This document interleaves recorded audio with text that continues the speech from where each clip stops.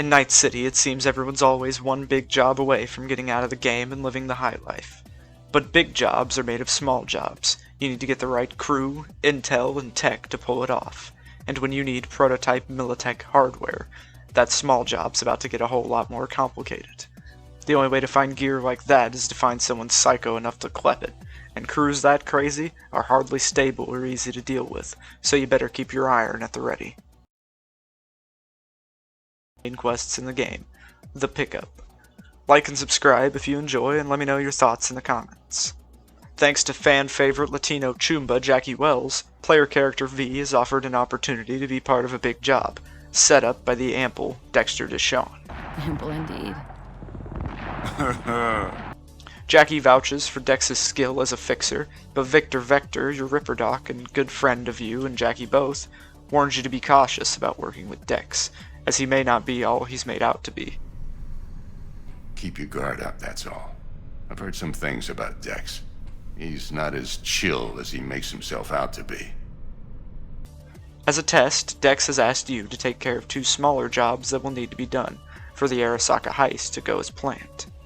In this video, we'll be taking a look at one of those jobs and analyzing its quality as an RPG quest and Cyberpunk 2077 quest in general. To do the heist as planned, Dex needs to get his hands on a prototype Millitech spider bot. Luckily, he's found one available, stolen from a Millitech convoy by the Maelstrom gang, who, as he puts it, are the only ones crazy enough to do so. The Maelstrom are obsessed with cybernetics, trying to replace as much of their organic selves as they can with chrome. This is well illustrated by their initiation ritual, in which they have to remove nearly the entire top half of their face and replace it with cybernetic cameras and lights, giving them a very distinct, intimidating, and somewhat unsettling look. Dex made a deal with the Maelstrom's leader, Brick, to buy a stolen spider-bot for 15,000 eddies, and made the questionable decision to pay up front. This is one of the first signs of Dexter's ineptitude as a fixer, and that Vic may be right about him. To top this off, Brick was removed from leadership, being overthrown by a man named Royce, who Dex doubts will honor the deal. On the positive side, Dex does know that a Millitech agent, Meredith Stout, is looking for the bot, and whoever is responsible for leaking the convoy's location to Maelstrom. And she may be willing to help.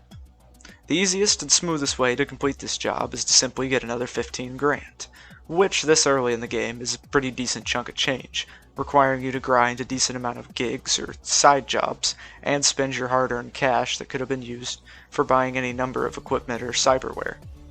This is one of 2 ways to buy the bot with relative ease and leave with both parties unscathed. Even though this simplifies the quest a decent amount, I love that it's an option. It's the kind of choice we don't often get through the rest of the game. But if you don't want to grind or you want to save your cash, the job will get a bit more complicated, but also a bit more interesting. First, you'll have the option of contacting the Millitech agent, Meredith Stout, or not. There's clear motivations to either of these, as Stout has a bone to pick with the Maelstrom, so she may be willing to help, but you're also trying to get a prototype bot that was stolen from the company she works for, so she may want it back. If you choose to call her, you'll immediately notice her cocky but serious corpo demeanor with a slight edge of paranoia. She'll tell you where she wants to meet and quickly hang up, being short and to the point. If you have second thoughts after the call, you can skip the meeting and head straight for the Maelstrom's hangout. Otherwise, you'll meet her at the place she designated. When you approach and try to greet her, you're immediately pistol-whipped and taken to the ground by her security guard, with Stout basically yelling that she's the one in charge here, not you.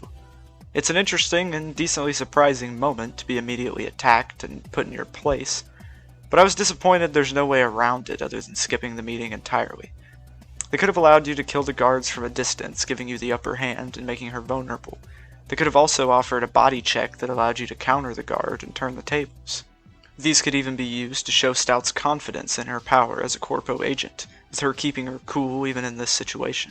She could say something like, "If you hurt me, you'll be making a powerful enemy. Millitech."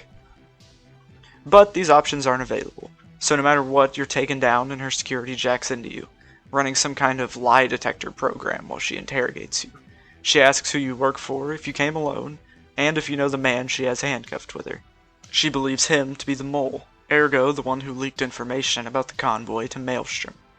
You really don't have many options to answer, just small dialogue options that don't change the conversations much, but this does include some unique corpo dialogue that makes it clear you know how bad of a situation she's in, without really without having much consequences. When she finds out you don't know her prisoner, she tells her security to let you go and they back off. She asks what you really want. You tell her, and she offers you a credit chip to buy the bot from Maelstrom, telling you can keep the bot if you do this for her. There's a unique corpo dialogue that allows you to reveal that the chip has a virus on it. She tells you the virus will do its thing unnoticed by the Maelstrom, and it shouldn't cause any issues for you. From here, it's up to you whether you take the credit chip or not.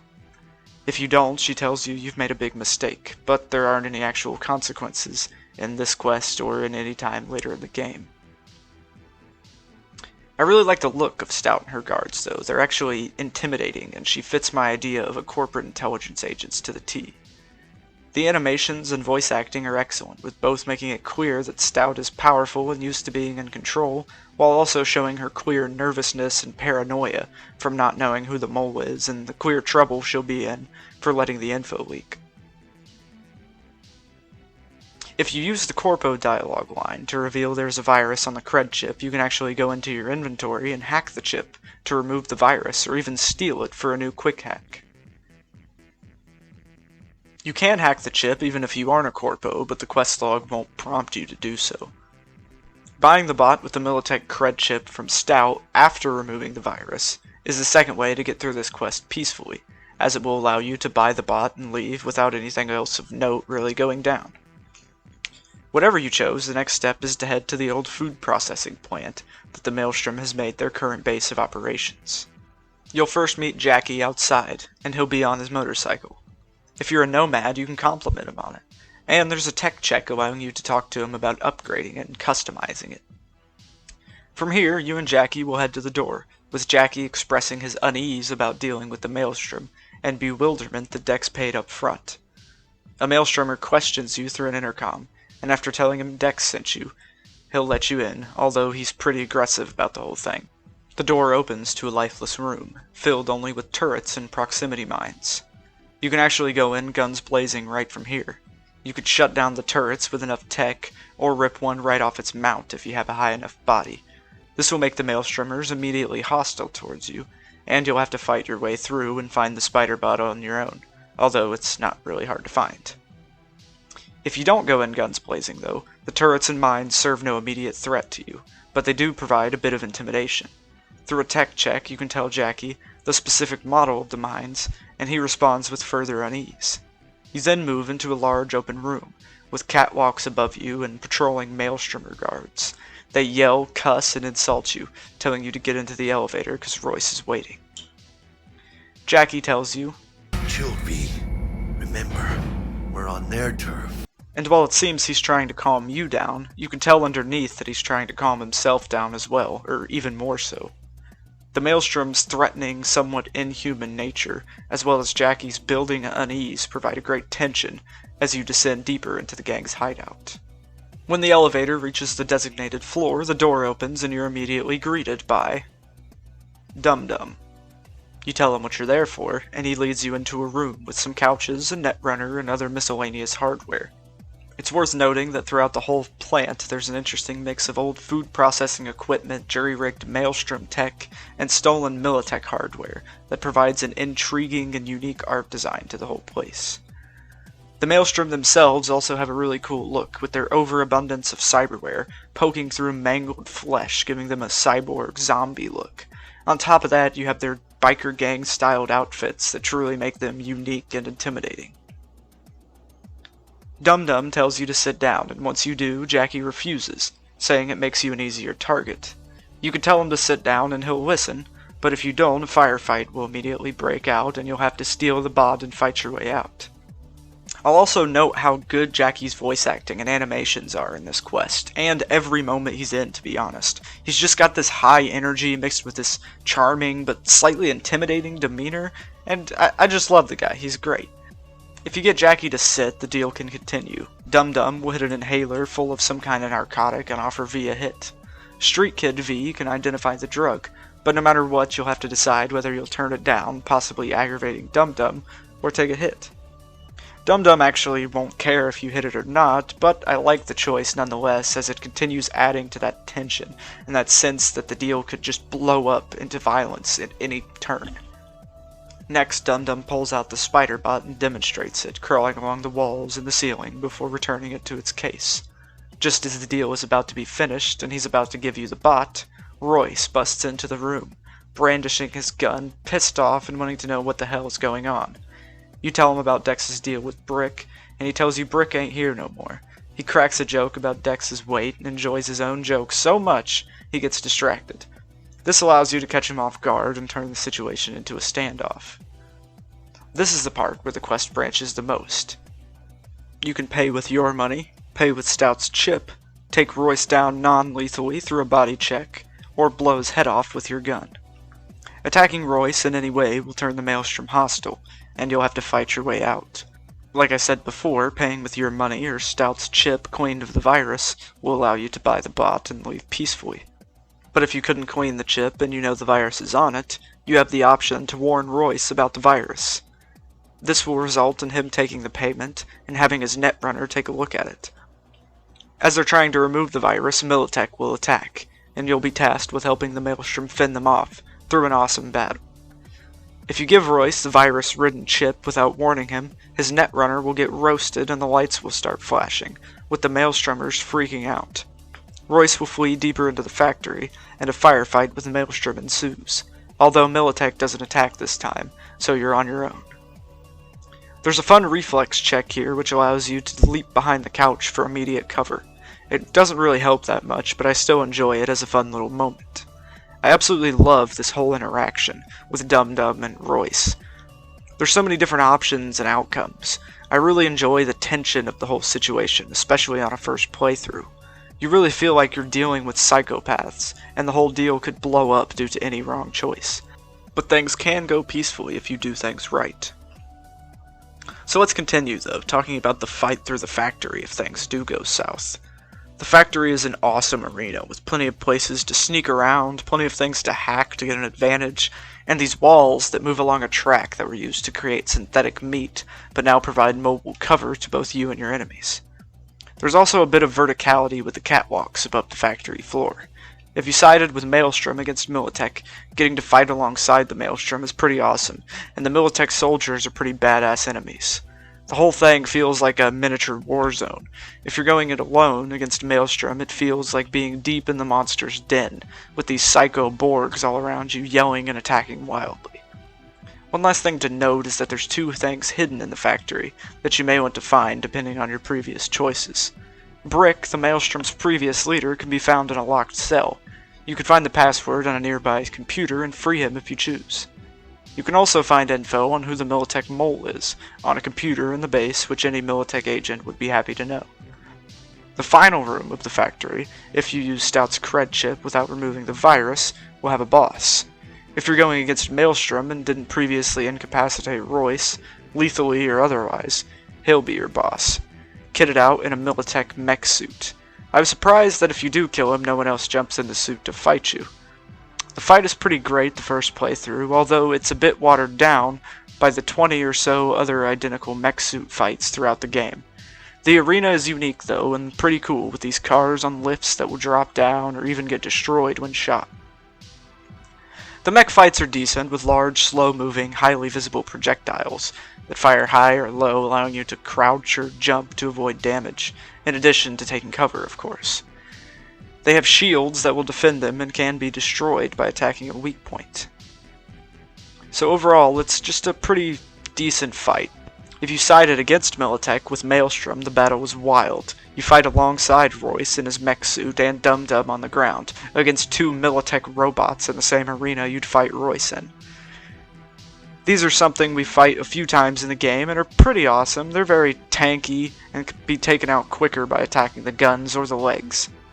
They're a really tough and pretty cool encounter here at the end of this mission, and they really fit the whole Millitech vibe, although we do see the same robots with Arasaka and the NCPD, which is a bit strange. After the fight, you can talk to Royce, if he's still alive, as he can't die. and he'll basically say thanks, or as close to thanks as you'll get from a Maelstromer. After defeating the Millitech robots or Royce, you'll exit out the back of the factory with your spider bot in hand. If you fought your way through without using the Millitech cred chip, Jackie will talk to you outside about how it's crazy you guys made it through that. If you bought the bot with the Millitech cred chip without cleaning the virus and killed Royce, Meredith Stout will meet you outside the factory with some Millitech support. She'll thank you, tell you to keep the bot, and ask if you found out who the mole was. You can give her the info you found if you want for an extra reward.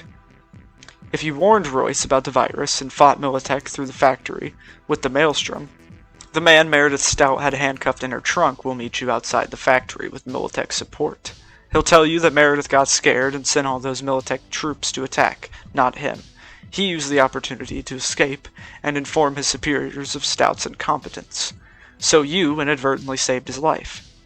He says he's going to let you go as a thanks for this, and asks if you found out who the mole was. If you found the info, you can give it to him just like Meredith for an extra reward. The fact that there's so many different endings is great, and I enjoy all the paths you can take through the mission. Even if the peaceful options are a bit simple, they feel worth it, and like real rewards for bringing extra money, being a corpo, or just being thorough.